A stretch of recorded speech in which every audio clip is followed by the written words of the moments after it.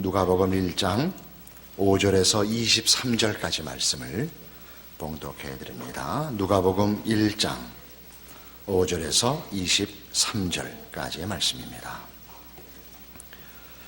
유대왕 헤롯 때에 아비야 반열에 제사장 한 사람이 있었으니 이름은 사가랴요, 그의 아내는 아론의 자손이니 이름은 엘리사벳이라.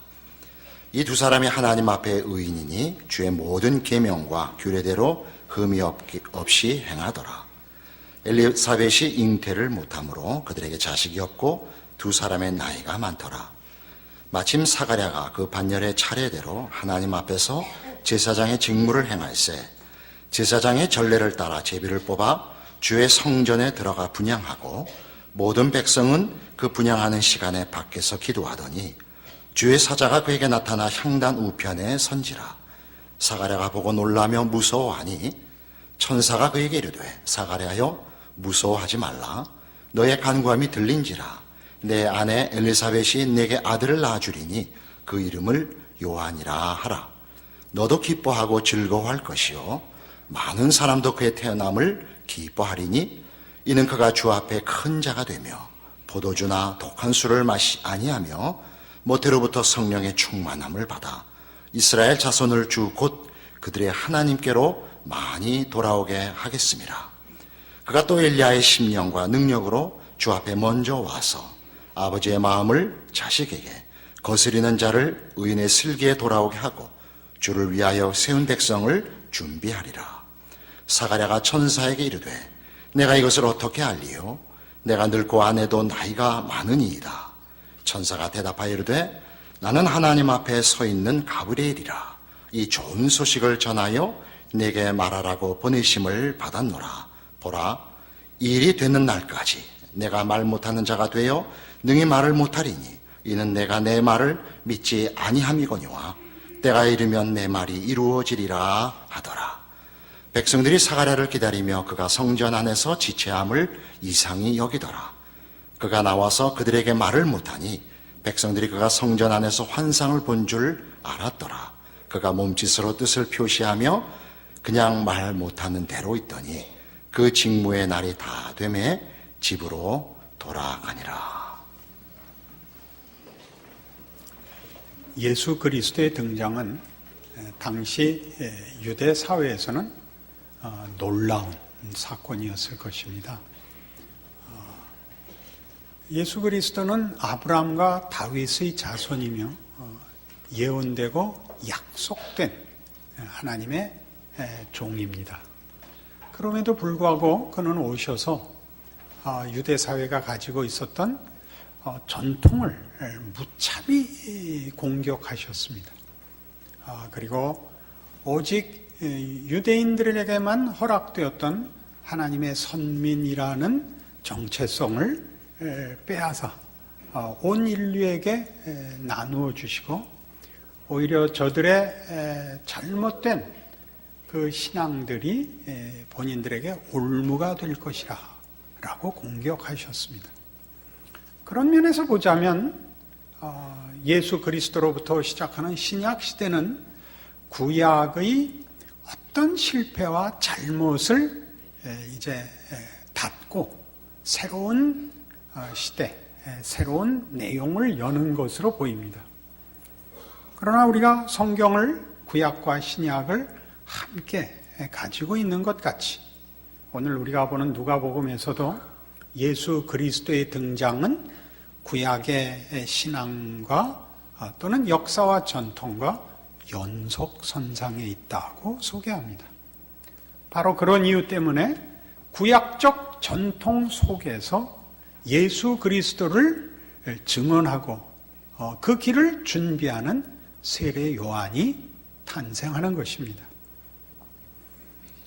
예수 그리스도로부터 복음서는 시작하지 않고 어디서나 그의 길을 예비하러 오는 세례 요한으로부터 복음서가 시작이 된다는 것은 기억할 만합니다.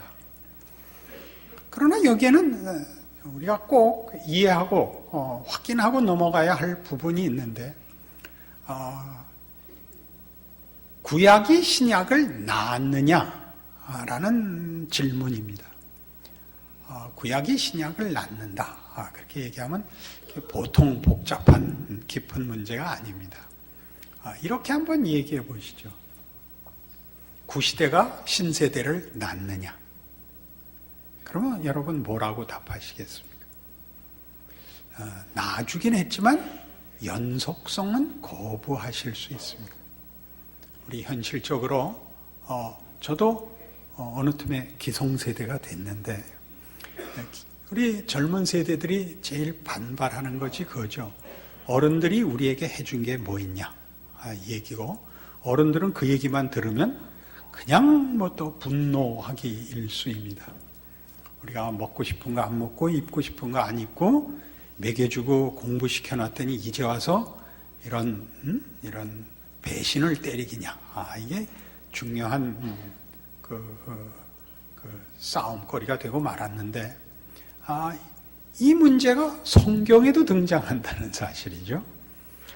사실 유대인들에게는 예수님이 오시는 이 시점이 대단히 어려운 시점이었습니다. 이스라엘 백성은 애굽에서 400년간 종살이 하다가 하나님이 모세를 보내어 구원하여 약속된 땅, 젖과 꿀이 흐르는 땅으로 인도하여 살게 한 나라입니다. 여러 기적이 있었죠. 10가지 재앙, 홍해를 가르고 건너는 사건, 만나와 메추라기, 불기둥과 구름기둥, 또 여러 기적을 거쳐 젖과 꿀이 흐르는 땅에 도착하여 원주민을 몰아내고 성전을 짓고 신정국가를 이루었었습니다. 그러나 결국 신앙적으로 실패하고 정치적으로 쇠락하여 바벨론의 포로가 됩니다. 아마 첫 포로는 기원전 608년 어간에 일어난 것 같습니다. 그리고 포로로 있다가 하나님의 약속대로 70년의 포로 생활을 마치고 기원전 538년 어간에 첫 귀환 허가가 바사왕 고레스, 페르시아왕 고레스에 의하여 그 칙령이 선포되고 1차 귀환을 하게 됩니다. 돌아와 맨 처음 한 것이 성전 재건입니다. 515년경에 성전을 다 재건합니다. 그러나 뜻밖의 종교적, 사회적 재건은 지지부진합니다. 성전을 재건하고 해방과 귀환을 기뻐하고 다시는 예전 같은 신앙적인 실패를 하지 아니라 다짐하고 시작했지만 귀환한 이스라엘 백성들이 기대했던 것만큼의 성과가 나지 않자 전부 침체에 빠집니다. 그래서 기원전 400년 무렵에 느헤미야 총독 때에 그 정도 선에서 이스라엘은 정체된 상태로 예수님 오실 때까지의 400년을 침체기로 지납니다. 마지막 선지자 말라기가 기원전 400년쯤에 활동한 것을 끝으로 하여 아무런 하나님의 사자가 등장함이 없이 세례 요한이 태어나고 예수님 나실 때까지의 기간을 보냅니다. 그동안의 기간은 이제 처음에 바벨론의 포로가 됐다가 그 뒤를 이은 페르시아의 영향권 아래 있다가 그 다음엔 알렉산더 제국의 영향 아래 있습니다. 알렉산더가 죽자 그 큰 영토를 네 부장이 나누어서 팔레스타인을 지배하는 제국의 속국이 되어 여러 어려움을 겪다가 독립전쟁과 많은 피를 흘려 잠깐 자유를 얻기도 했지만 결국 기원전 63년부터 로마의 통치 아래 들어가게 되고 그리고 이제 우리 복음서 시대까지 오는 겁니다. 지금 본문에서 보는 바와 같이 사가랴는 아비야 반열의 제사장으로 자기 순서를 따라 제사장 직무를 지키러 성전에 지금 올라와 있습니다. 이 제사 제도가 지켜지고 있고 율법이 가르쳐지고 있지만 사실 이스라엘 백성들에게 이 당시에 저들의 역사와 전통이라는 것은 참으로 불만스러운 역사요 전통이었을 것이며, 현실적으로 이 전통들은 대접을 받지 못하고 있는 때입니다. 그러나 하나님은 거기서 싹을 내시는 겁니다. 여기에 우리의 말하자면 하나님의 일하심에 대한 역사적 이해가 필요해지는 것입니다. 역사가 뭐냐라고 얘기할 때 세상에서는 아직 답을 찾고 있지 못합니다. 가장 긍정적인 것이 역사는 자체의 정신을 갖고 발전해 나간다고 믿는 겁니다. 어떤 세계 정신, 역사 정신이 있을 거라고 막연히 낙관을 주장하고 있습니다. 그 외에는 다 순한 논리나 또는 우연, 그저 자연에 불과한 의지적이고 목적 없는, 그래서 참으로 뭐라고 정의를 내릴 수 없는 세상으로, 시간으로 이렇게 역사를 체념하고 있죠. 우리 기독교 역사과는 다릅니다. 하나님이 시작하시고 끝내시는 시간이 역사입니다. 하나님의 뜻이 있고 그 뜻을 이루어 목적을 이루시기 위한 기간, 이것이 우리가 가지는 기독교 역사관입니다. 그러나 이렇게 말하는 건 쉽지만 우리가 경험을 해보면 이 역사는 도무지 이해가 가지 않습니다. 우리 묻는 대로 그럼 기독교가 들어오기 전까지 선조들은 어떻게 되는 겁니까? 이것만 해도 우리는 역사가 하나님의 주도 아래 하나님의 뜻으로 펼쳐진다는 것에 대하여 답을 낼 수 없는 경우를 많이 갖게 됩니다. 우리뿐만 아니라 그 처음부터 신정국가로 부름을 받아 특별히 선별된 하나님의 백성으로 부름을 받은 이스라엘 백성들에게도 오늘 보는 이 복음서의 시작의 이 시점에서 저들은 자기네 나라의 역사를 이해할 수가 없습니다.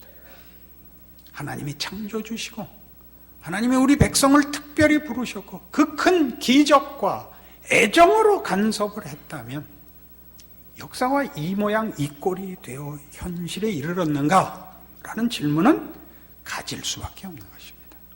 그렇지 않습니까? 요한복음 16장에 가면 예수님께서 한 힌트를 주십니다.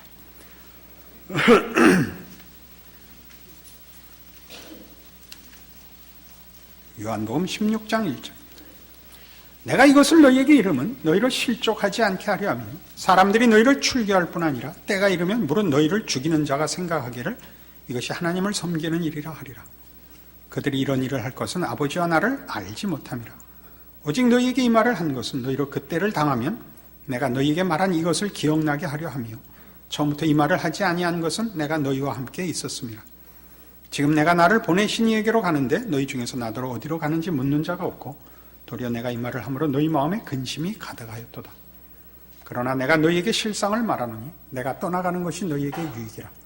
내가 떠나가지 아니하면 보혜사가 너희에게로 오시지 아니할 것이요 가면 내가 그를 너희에게로 보내리니 그가 와서 죄에 대하여 의에 대하여 심판에 대하여 세상을 책망하시리라. 죄에 대하여라 하면 그들이 나를 믿지 아니하며 의에 대하여라 하면 내가 아버지께로 가니 너희가 다시 나를 보지 못하며 심판에 대하여라 하면 이 세상 임금이 심판을 받았습니다. 내가 아직도 너희에게 이를 것이 많으나 지금은 너희가 감당하지 못하리라. 그러나 진리의 성령이 오시면 그가 너희를 모든 진리 가운데로 인도하시리니 그가 스스로 말하지 않고 오직 들은 것을 말하며 장래일을 너희에게 알리시리라. 예수님께서 당신이 누구시며 당신이 한 일이 무엇인가를 제자들에게 지금 다 설명할 수가 없다고 하십니다. 보혜사 성령이 오시면 그때 가서 알 것이라 그렇게 얘기합니다.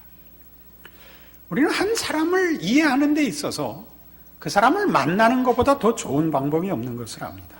그렇죠? 만나면 많은 것을 합니다. 오죽하면 백문이 불여일견이라는 말이 있겠습니까? 만나면 그 시중에도 저에 대한 말이 좀 있는데 만나면 많이 놀랍니다. 이렇게 따뜻하고 속 깊은 사람인 줄 몰랐습니다. 눈빛이 일단 따뜻한데 말만 들으면 상당히 험악한 사람으로 알려져 있더라고요. 만나면 많이 압니다. 보아서 아는 것은 또 전부는 아닙니다. 시간이 필요하다는 말입니다. 예수님께서 복음서에 기록된 그의 공생애를 사시고 죽음과 부활로 끝나는 그의 생애 속에서 가장 가깝게 함께한 제자들이야말로 예수님을 가장 잘 아는 사람들이었을 것입니다. 그럼에도 불구하고 우리가 아는 대로 그들은 예수님께 헛된 기대를 하고 그래서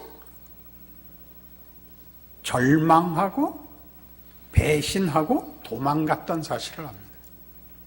그의 부활 소식을 듣고 반신반의하고 돌아와 사실을 확인하고 놀라고 그동안 자기네들이 만난 분이 자기의 이해와 다르다는 사실에 놀랍니다. 그리고 성령이 임하시고 그리고 우리가 아는 비로소 아는 그 제자들이 됩니다.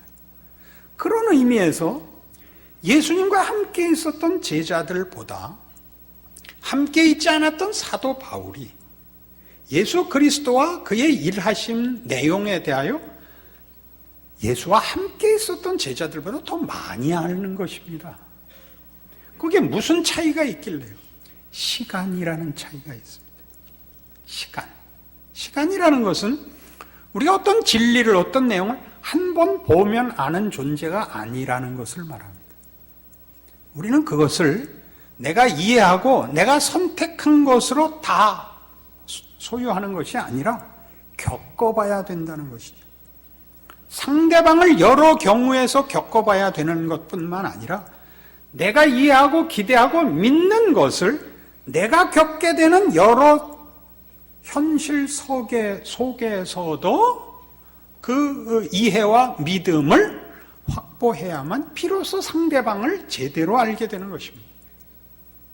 그러니까 예수 그리스도의 오심은 바로 이런 메시아를 기다리고 하나님의 약속 속에 있고 하나님의 백성이라는 불변하는 약속 속에서 그것을 위협하고 시험하는 현실 속에서 겪는 우리의 연약함, 불신, 조급함, 과격한 요구 이런 것들과 맞물려서 그 결실이 되는 것이다 그런 뜻입니다.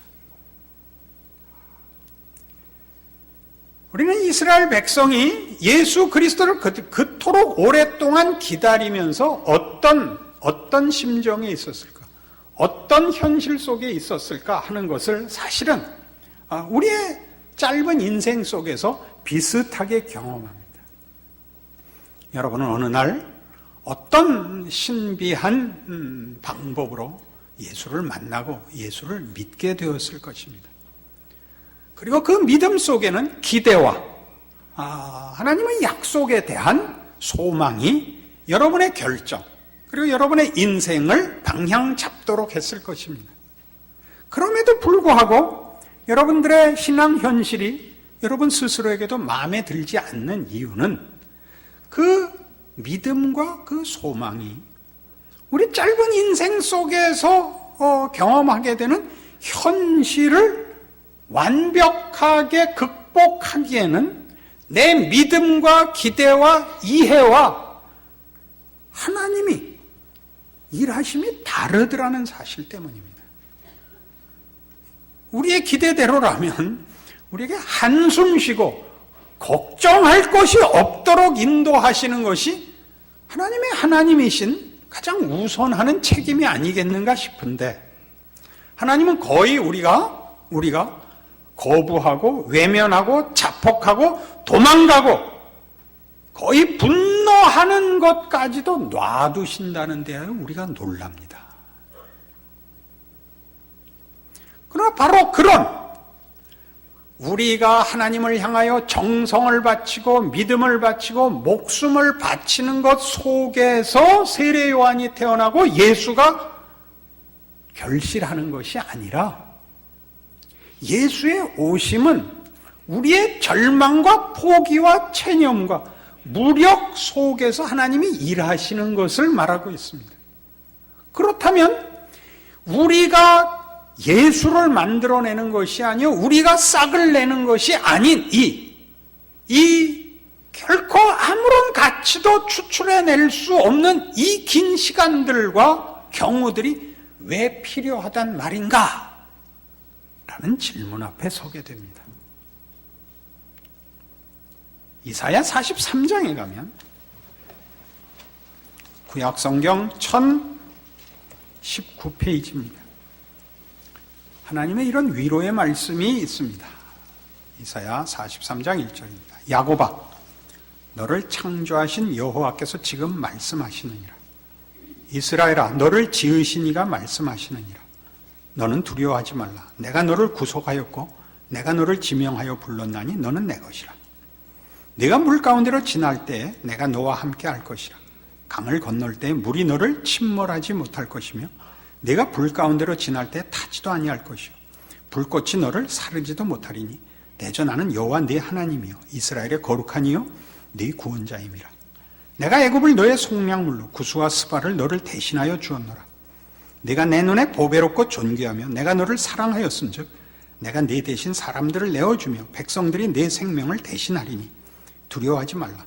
내가 너와 함께하여 네 자손을 동쪽에서부터 오게 하며 서쪽에서부터 너를 모을 것이며 내가 북쪽에 이르기를 내놓으라. 남쪽에게 이르기를 가두어 두지 말라.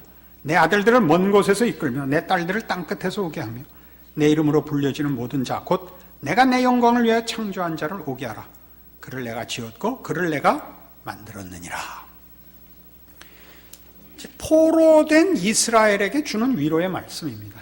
걱정하지 마라. 내가 너희를 해방시켜 줄 것이라. 너희를 다시 모을 것이라. 내가 너희를 내 사랑으로 불렀고 너희를 내 사랑의 대상으로 내가 삼았기 때문에 내가 결코 너희를 포기하지 않는다. 너희를 다시 회복시키고 영광스럽게 하는 이 일에는 내가 무슨 대가든지 다 치를 것이다. 어떤 장애도 내 사랑과 내 약속을 방해할 수 없다. 그런 말입니다. 우리는 이 말씀을 우리의 신앙 인생 속에서 자주 반복해서 확인합니다. 유명한 장이죠. 신자들의 그 위기에 낭만과 어려움 속에서 힘을 주는 말씀입니다. 이 말씀의 아주 중요한 부분은 이것입니다. 내가 이 일을 이루기 위하여 어떤 대가도 치를 것이다. 입니다. 그것이 구속한다는 말이 가지는 뜻입니다.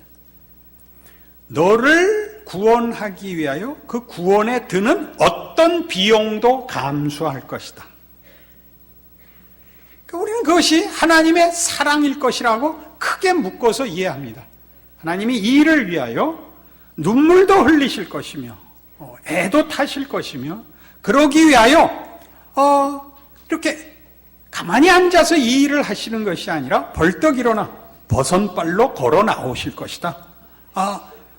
흙탕물에 손도 담글 것이다. 이렇게 이해하고 있습니다. 바로 그거를 조금 더 확장하면, 조금 더 깊이면 무슨 뜻이 되느냐 하면, 하나님이 우리를 하나님의 자녀로 부르시고 허락하신 사랑을 이루기 위하여 우리의 항복을 받아내시는 일을 감수하실 것이다 라는 뜻입니다. 우리의 항복을 받아내기 위하여 하나님은 우리가 이해하기 좋게 얘기하자면 우리와 보폭을 맞추시고 눈높이를 낮추사 우리의 항복을 위한 신의 신 되시는 모든 권세와 영광을 접으시고 우리의 길을 감내하신다라는 뜻이 그 속에 있습니다. 그것이 역사입니다. 앞에도 서두에도 잠시 이 기성세대와 신세대 간의 갈등을 잠깐 언급한 것처럼 이 문제를 여기에서 다시 우리가 우리의 실천과 이해를 위해서 다시 그 결론을 정리할 필요가 있습니다.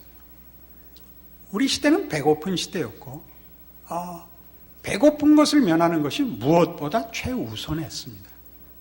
그래서 우리 자녀들을 배 안 골게 그리고 마음껏 공부하게 했습니다. 다 그런 건 아니지만 대표적으로 그렇다 이겁니다. 그러나 우리 자녀들 입장에서 보면 배부르고 공부한 것이 한 인간을 행복하게 하는 절대 조건이 아니더라는 사실입니다. 배고프지 않게 하고 무식하지 않게 하자 사람들은 인간성이 좋아진 것이 아니라 훨씬 더 악질이 됐더라는 사실입니다. 세상은 더 살기 어려워졌습니다. 부가 편중되고 식자들이 잘난 체만 하는 세상이 됐다 이겁니다.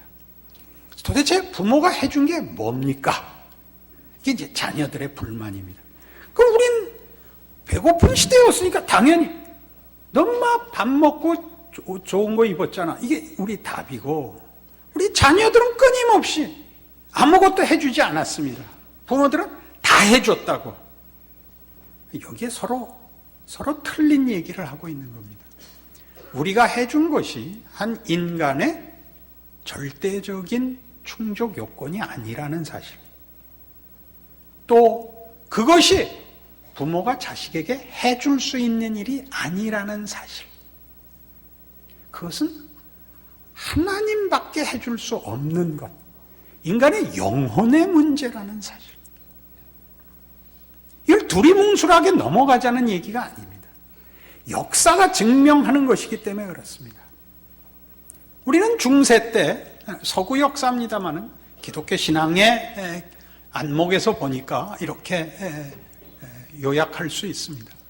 신앙을 강요해서라도 요구해야 된다고 생각했습니다. 그러나 힘으로 강요한다고 해서 사람들이 항복하는 것은 아니었다라는 것을 중세시대를 통하여 배웁니다. 신앙은 강요될 수 없더라고요. 한 인간은 힘에 굴복하지는 않더라고요. 신앙에 문제가 있었던 것이 아니라 옳은 것은 강요할 수 있다고 믿었는데 인간은 강요되지 않더라고요. 그 다음 문명사회가 왔습니다. 근대가 왔죠. 많은 지식의 진보가 있었고 발전이 있었습니다. 물질의 풍요로운 시대가 왔습니다. 그러나 그것이 답이 안 된다는 사실을 확인하는 것이 지금 다원주의입니다. 다원주의란 인간은 어떤 것으로도 절대성이라는 이름으로 강요되는 존재가 아니다. 이거죠. 내가 확인하기까지 시간을 달라. 다른 곳으로 나를 밀지 마라. 나로 내 인생을 내가 생각하고 책임지게 좀 놔두라. 이게 다원주의입니다. 이건 역사를 통하여 이제 확인된 겁니다. 우리가 기독교 신앙을 내가 열심히 믿고 내가 확실하게 안다고 해서 우리 자녀를 붙들어 매서 너 예수 믿으면 밥 주고 너 안 믿으면 안 준다로는 항복시킬 수 없다는 것을 우리가 압니다.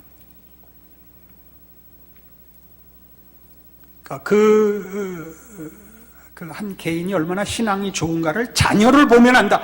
이렇게 말하는 것은 무식한 얘기입니다. 그건 이미 지나간 얘기입니다. 자녀들의 신앙은 자녀들 스스로 확인하고 항복하고 결정해야 되는 문제더라 이겁니다. 그 속에서 무슨 속에서? 우리의 반발, 거부, 분노, 배신, 방황, 그 속에서 하나님은 우리와 밀고 땡기고 하시는 겁니다. 하나님의 일을 우리가 항복하기까지 우리가 자신의 길을 고집하는 것을 다 수용하고 붙들어 씨름하여 예수를 보내시는 겁니다. 우리가 세례 요한을 만든 것입니다. 우리의 실패로 우리가 할 수 없다라는 결론으로 우리의 역사와 인생을 돌아보아 겸손히 주 앞에 엎드리게 하는 것이죠. 그것이 예수 그리스도의 등장에 필요한 서막인 것입니다. 우리 교회는 이미 노령교회가 되고 있습니다. 우리의 이런 세대 간의 신앙 전승의 걸림돌이 뭐냐? 나이 많은 사람이 많은 것이 잘못이 아니고, 나이 젊은 사람이 적어서 문제가 아니고, 우리가 하나님의 부르심과 하나님이 누구신가를 아는 일에 이런 것이 조건이 아니고, 우리 안에 있는 하나님을 만나고 항복하는 일에 주신 하나님의 자유와 시간이라는 것이 만들어내는 우리가 보는 부작용이다, 이렇게 이해하셔야 됩니다. 우리는 그것을 어떻게 해서든지 꿰어 맞추려고 합니다. 우리가 조작할 수 있다고 생각합니다. 그것이 양쪽으로 하여금 서로 대화가 되지 않는 고집을, 표정을, 눈총을 만듭니다. 그렇지 않습니다. 우리는 사가랴입니다.